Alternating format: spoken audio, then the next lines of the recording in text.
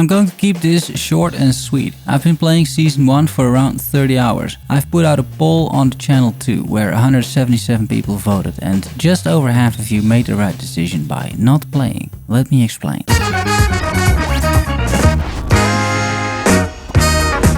Hey everyone, Thyworm here, with my thoughts on Diablo 4 Season 1, and you might have guessed by the title, I am not impressed. The base game is still completely fine, although Blizz nerfed the hell out of it, so I am not saying the game itself is bad, just the season.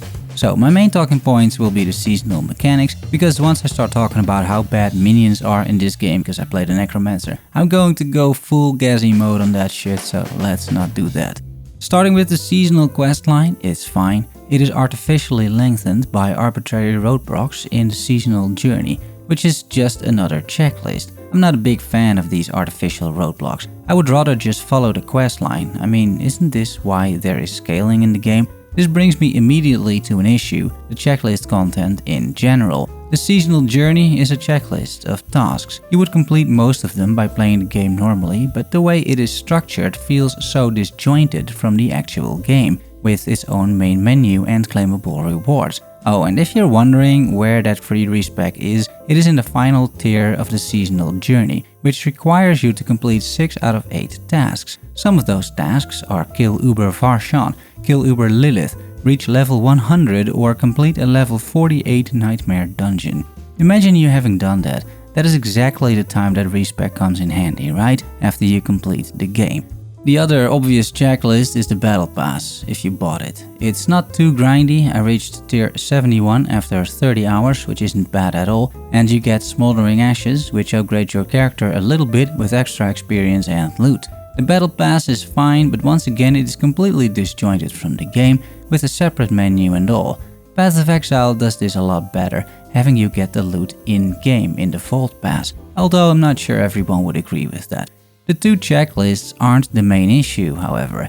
The main issue is the Colonoscopy content, the malignant tunnels and everything around it. It is just not enough. I'm sure the hardcore fans are happy, but I didn't see any reason prior to the season to play the game after level 65, which is when your character is pretty much geared out. And this seasonal mechanic hasn't changed my mind at all. I think the Malignant Hearts are a cool mechanic and you can tinker around with them a little bit, but ultimately it only adds like 4 or 5 items to the game, locked behind gem socket collars, and that's everything Season 1 has to offer.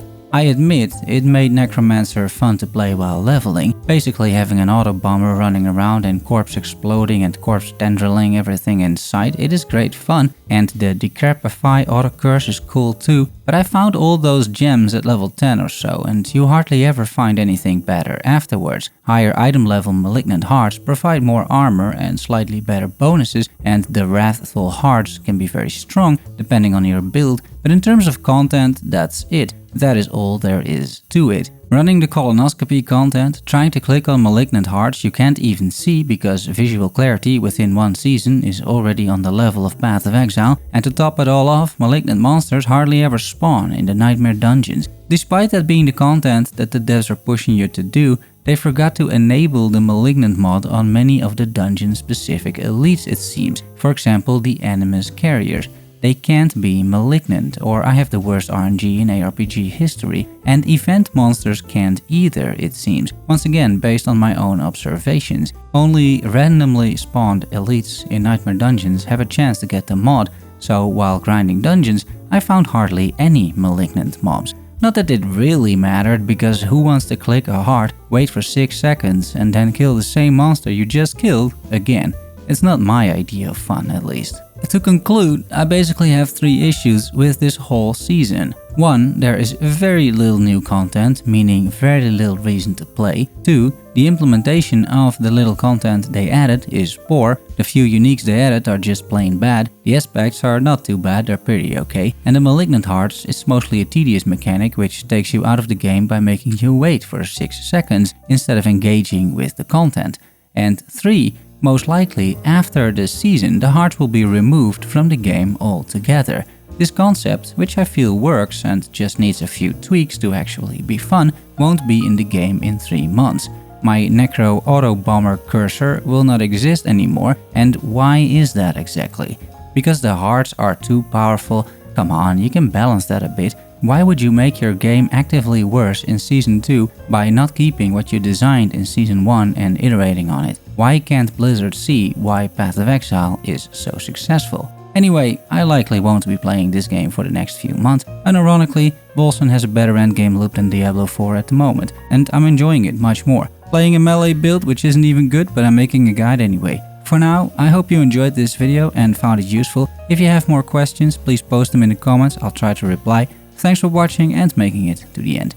Love you all, see you soon, bye bye.